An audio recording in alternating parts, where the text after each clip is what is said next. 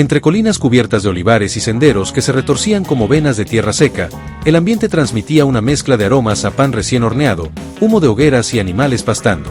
Palestina presentaba un tapiz de acentos y costumbres diversas, entrelazadas bajo un cielo inmutable. Nazaret, diminuta comunidad campesina, vivía bajo el dominio romano tras la anexión del año 6 antes de nuestra era. Allí, cada jornada se desarrollaba en medio de la rutina agrícola, herramientas golpeando la piedra, cántaros llenos de agua recorriendo los patios, voces que se cruzaban en la plaza. La lengua común en esas interacciones era el arameo, heredado de generaciones antiguas y afianzado desde los siglos VI y V antes de nuestra era, cuando pueblos conquistados lo habían absorbido tras las campañas asirias y babilónicas. Calles polvorientas, mercados sencillos y sinagogas construidas con bloques irregulares resonaban con esa sonoridad áspera pero maleable. La niñez de Jesús discurrió entre esas murallas bajas y campos estrechos, escuchando relatos orales transmitidos por ancianos que evocaban memorias de exilio y retorno. El arameo se empleaba en rezos domésticos, instrucciones laborales y juegos infantiles, moldeando la identidad de cada individuo. Sin embargo, no existía uniformidad. Al norte y al sur se distinguían modulaciones distintas, con préstamos que llegaban desde ciudades helenísticas cercanas. Galilea, expuesta a corrientes culturales externas, adoptaba expresiones que se mezclaban con giros tradicionales. El ambiente político sumaba tensión. Recaudadores de impuestos imponían normas en nombre del imperio, mientras líderes religiosos exigían pureza frente a lo extranjero. La práctica diaria del arameo se fortalecía bajo esas presiones, transformándose en herramienta flexible. Ese idioma impregnado de matices se convirtió en vehículo natural de las primeras enseñanzas, transmitidas a campesinos y pescadores que hallaban claridad en la cadencia familiar de sus palabras. El arameo no era simple comunicación, trazaba límites entre aldeanos y visitantes, en la cohesión de comunidades que sobrevivían bajo vigilancia extranjera. Ecos en la sinagoga de Jerusalén. El hebreo mantenía un papel exclusivo en ritos solemnes, lecturas sagradas y cantos litúrgicos que resonaban con cadencia antigua. Desde el retorno del exilio babilónico, en torno al siglo V antes de nuestra era, sacerdotes, escribas y doctores de la ley preservaron su vigencia como lengua apartada para lo divino. Durante el reinado de Herodes el Grande, entre los años 34 y 4 antes de nuestra era, Jerusalén vivía intensas jornadas de fervor religioso. Cada sábado, las comunidades acudían a sinagogas donde se entonaban pasajes de la Torá en hebreo, aun cuando la mayoría de asistentes no lo utilizaba fuera de ese marco. La sonoridad solemne de esas recitaciones marcaba diferencias notorias. Los letrados dominaban escritos antiguos, mientras la población dependía de traducciones orales conocidas como Targum. Jesús, criado en entorno galileo pero familiarizado con las festividades de Jerusalén, aprendió a moverse entre ambos registros. Al subir al templo en Pascua, presenciaba ceremonias cargadas de simbolismo, pronunciadas en hebreo y aclaradas en arameo para quienes no entendían el texto original. Esa dualidad mostraba un contraste persistente, lengua ritual frente a habla popular. El hebreo cumplía también un papel decisivo en debates doctrinales.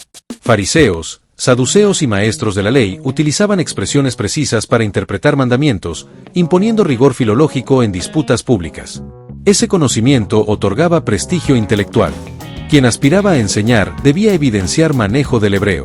Relatos posteriores indican que Jesús discutía con escribas en términos comprensibles, revelando cercanía con la lengua escrita. Esa destreza le permitía intervenir en diálogos durante festividades nacionales, cuando multitudes procedentes de aldeas diversas acudían al templo. El hebreo, en consecuencia, funcionaba como vínculo con élites religiosas.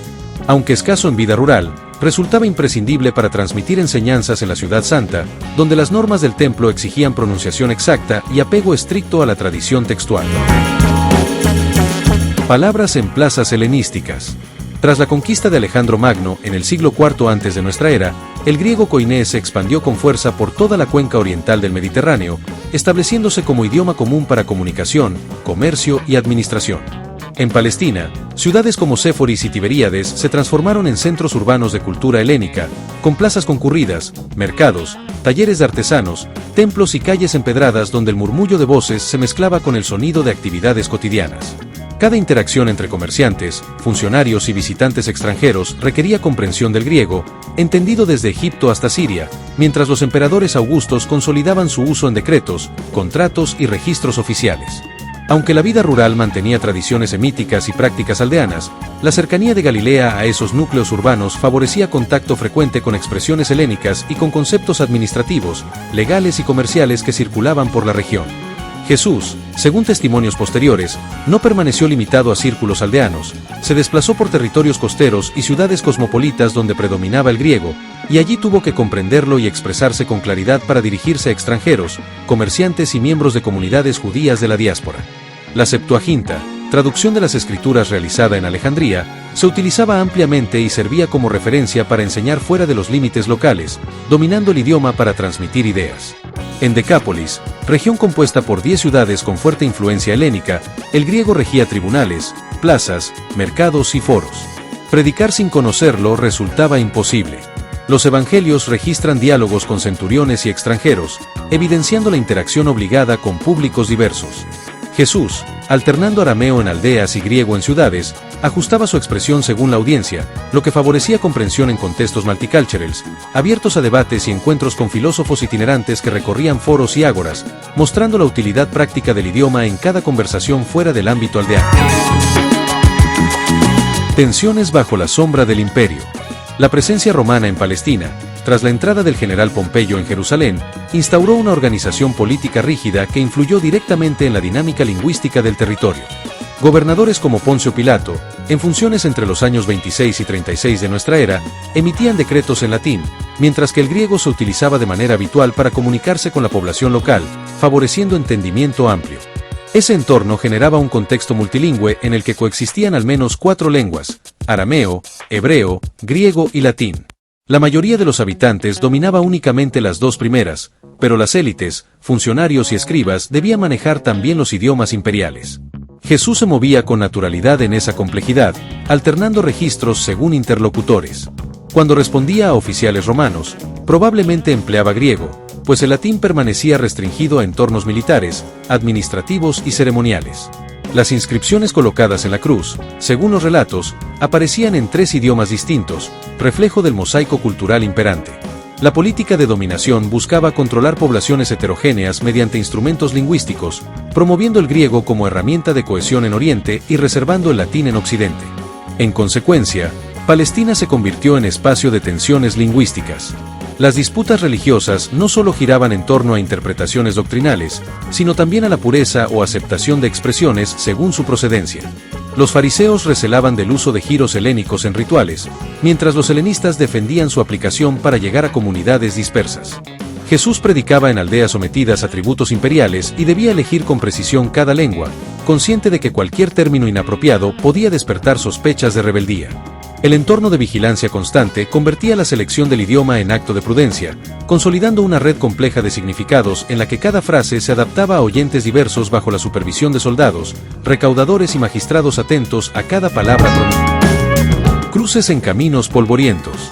Los viajes realizados a lo largo del Valle del Jordán y por rutas costeras revelan cómo se entrelazaban culturas en cada parada, creando un mosaico de sonidos, gestos y tradiciones. Durante las fiestas de peregrinación, caravanas provenientes de Siria, Fenicia y Egipto convergían en Jerusalén, transportando dialectos diversos y mercancías que impregnaban el aire con aromas de especias, resinas y aceites. Jesús, al desplazarse por esos senderos, interactuaba con comerciantes, pastores nómadas y artesanos itinerantes, enfrentando la necesidad de adaptarse constantemente a distintos códigos lingüísticos. En aldeas cercanas al mar de Galilea predominaba el arameo, mientras que en puertos como Cesarea Marítima se imponía el griego, lengua de comercio y administración, ciudad fundada por Herodes el Grande alrededor del año 20 antes de nuestra era, donde templos paganos, foros y oficinas romanas configuraban un entorno multicultural. Allí, todo predicador debía expresarse en griego para ser comprendido por tripulaciones, mercaderes y funcionarios que se movían por el puerto con rapidez. Las peregrinaciones hacia Jerusalén durante la Pascua reunían multitudes provenientes de distintos territorios, incluyendo hablantes de copto egipcio y árabe nabateo. La exposición a esta diversidad no podía pasar inadvertida para un maestro que pretendía comunicarse con oyentes heterogéneos. Al recorrer rutas hacia Tiro y Sidón, Jesús escuchaba expresiones fenicias, mientras que en Decápolis predominaban variantes griegas, y en cada aldea las modulaciones locales exigían atención y ajuste en su discurso, de los diálogos con extranjeros recogidos en los evangelios. Los caminos polvorientos funcionaban como escenarios de aprendizaje continuo, donde cada interacción requería cambio de lengua, entonación y ritmo. La constante movilidad multiplicaba contactos con comunidades distintas y reforzaba la necesidad de manejar varios idiomas dentro de un mismo trayecto, desde aldeas aisladas hasta ciudades cosmopolitas, siempre bajo la supervisión de recaudadores y autoridades imperiales, donde un término inadecuado podía alterar la interpretación de sus palabras. Contrastes entre aldeanos y élites.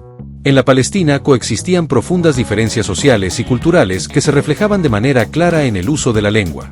Los campesinos cultivaban parcelas familiares, trabajaban la tierra y comunicaban necesidades, relatos y tradiciones en arameo, idioma presente en rituales domésticos, narraciones orales y costumbres heredadas de generación en generación. En cambio, los sectores acomodados enviaban a sus hijos a academias donde se estudiaba hebreo, lengua de textos sagrados y enseñanzas religiosas, y en ciertos casos, griego, idioma de comercio, administración y cultura urbana. Esta disparidad lingüística establecía límites entre quienes tenían acceso directo a escrituras y quienes dependían de traducciones orales. Los escribas dominaban el hebreo escrito y podían interpretar la Torá con exactitud, mientras que la mayoría apenas reconocía sonidos ceremoniales sin comprender su contenido. La división se extendía al ámbito judicial. Juicios oficiales requerían traductores cuando campesinos enfrentaban autoridades que empleaban griego en documentos administrativos y legales. Jesús, al interactuar con distintos estratos, debía sortear estas brechas con habilidad y precisión. Podía dirigirse a pescadores utilizando arameo sencillo y cercano, pero también participar en discusiones con personas instruidas, adaptando registros según interlocutor. Las élites religiosas defendían la exclusividad del hebreo, mientras comerciantes y funcionarios necesitaban griego para contratos y gestiones económicas. El choque cultural se intensificaba en Jerusalén, donde coexistían sacerdotes del templo con comunidades helenistas, generando debates sobre pureza de prácticas y el idioma adecuado para rituales. En sinagogas de la diáspora, como Alejandría, los rezos en griego provocaban controversia entre quienes defendían el uso exclusivo del hebreo. El contacto entre campesinos y élites reflejaba desigualdades que trascendían lo económico, afectando también la esfera lingüística y social. Jesús, al recorrer aldeas y ciudades, debía desenvolverse en este terreno diverso, adaptando su expresión a cada grupo, alternando registros. Encuentros en territorios fronterizos. Las regiones limítrofes con Siria, Decápolis y Samaria presentaban una mezcla particular de acentos, tradiciones y modos de vida, generando un entorno donde la diversidad lingüística se hacía evidente en cada conversación. Durante el reinado de Arquelao, hijo de Herodes, en los primeros años de nuestra era, el sur de Palestina atravesó convulsiones políticas que provocaron desplazamientos masivos, llevando consigo nuevas formas de hablar, expresiones locales y variantes de arameo que se integraban lentamente en las comunidades receptoras. En Samaria, los samaritanos mantenían un arameo distintivo y un culto propio en el monte Gerizim, desarrollando prácticas y normas comunicativas diferentes a las de Jerusalén. Jesús cruzó esta región en diversas ocasiones, interactuando con aldeanos y dirigentes locales, donde cada diálogo exigía sensibilidad idiomática para evitar malentendidos o rechazo. Hacia el este, en territorios de la Decápolis, predominaba el griego, lengua de comercio, administración y discusión filosófica. Filósofos itinerantes utilizaban plazas públicas y foros para presentar debates en griego, y cualquier predicador que pretendiera ser escuchado debía expresarse en ese idioma. Al norte, en Siria, se hablaban dialectos adicionales de arameo, distintos a los de Galilea, creando un panorama de pronunciaciones y giros variados. La frontera occidental, cercana al mar Mediterráneo, conectaba con puertos que recibían embarcaciones procedentes de Chipre y Fenicia, multiplicando aún más la diversidad lingüística y la exposición a intercambios culturales. En esos corredores, el griego se consolidaba como lengua común para transacciones, contratos y discusiones públicas. Las fuentes relatan encuentros de Jesús con mujeres fenicias, samaritanas y comerciantes de distintas procedencias, reflejando la necesidad de adaptarse a cada interlocutor. La movilidad constante entre territorios fronterizos reforzaba su capacidad de comprensión y expresión, obligando a alternar registros según la audiencia, desde la solemnidad del hebreo en Jerusalén hasta la flexibilidad del griego en plazas helenísticas, pasando por arameo rural de aldeas galileas.